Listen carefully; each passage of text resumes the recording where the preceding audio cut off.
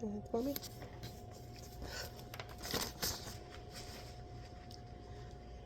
Hello, my name is Melissa Bryan, and today I will be talking to you all about Alzheimer's and early detection. What is Alzheimer's?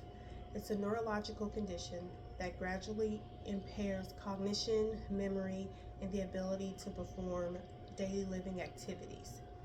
It's the most common form of dementia, which is the umbrella term for cognitive impairments. Other dementias are Lewy body, vascular, and mixed dementia. Why early detection is crucial.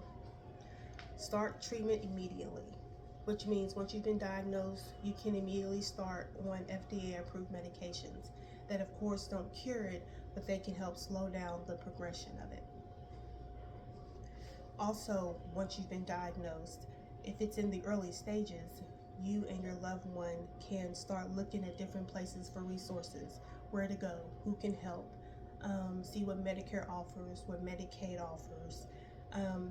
Remember, in the early stage of dementia, you still have capacity. Therefore, you can go ahead and help with the planning process for what your future may or may not look like, what your wishes are, what you want and what you don't want. For instance, say you're in the late stages of dementia and you're diagnosed with cancer. Do you want to treat the cancer, or do you want your family to start looking into comfort measures and maybe do end-of-life measures like hospice? That's something that you can go ahead and start talking about while you still have your capacity. Some of the early symptoms are simple things. Forgetting basic steps like how to use your washing machine or your dryer.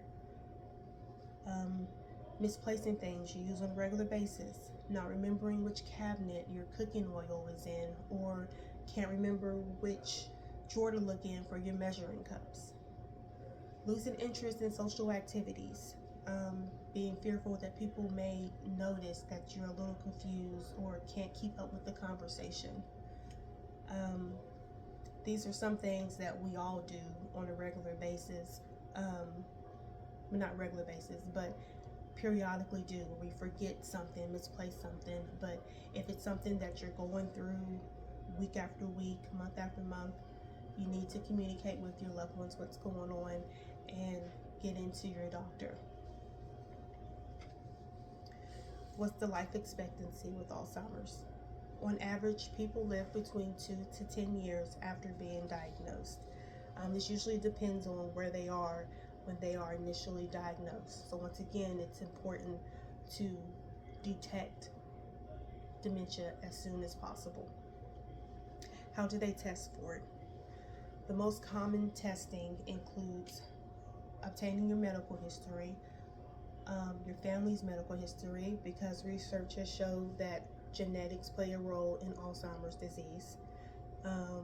The doctor will conduct functional testing, functional assessments, many mental exams, many cognitive assessments.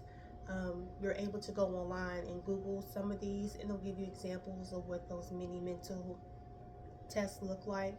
And if you want, you can even try one on your family member yourself to see if it's something that may be serious enough for you to make an appointment with your doctor. Doctors will also use CTs and MRIs, not so much to diagnose Alzheimer's, but to rule out other things. Say you do an MRI, you notice a brain tumor. You may have the same symptoms with a brain tumor that you would have with Alzheimer's. So you need the imaging to rule out other things that may be wrong. You can usually just go to your regular doctor to get tested, but you can also do an evaluation with a neurologist. We don't know exactly the cause of Alzheimer's, but there are some things that we can do as preventative measures. Some of them are having a well-balanced diet, regular exercise, reading, doing puzzles, having conversations on a regular basis with people, anything to help stimulate the mind on a daily basis. Make sure to get 8 hours of sleep. That goes for newborns all the way up to the geriatric community. We have to get our rest. We have to rest our mind. Stress reduction, whether it be through exercise, therapy, meditation. Reducing stress is key for not only the physical health but the mental health. Avoiding smoking and excessive drinking.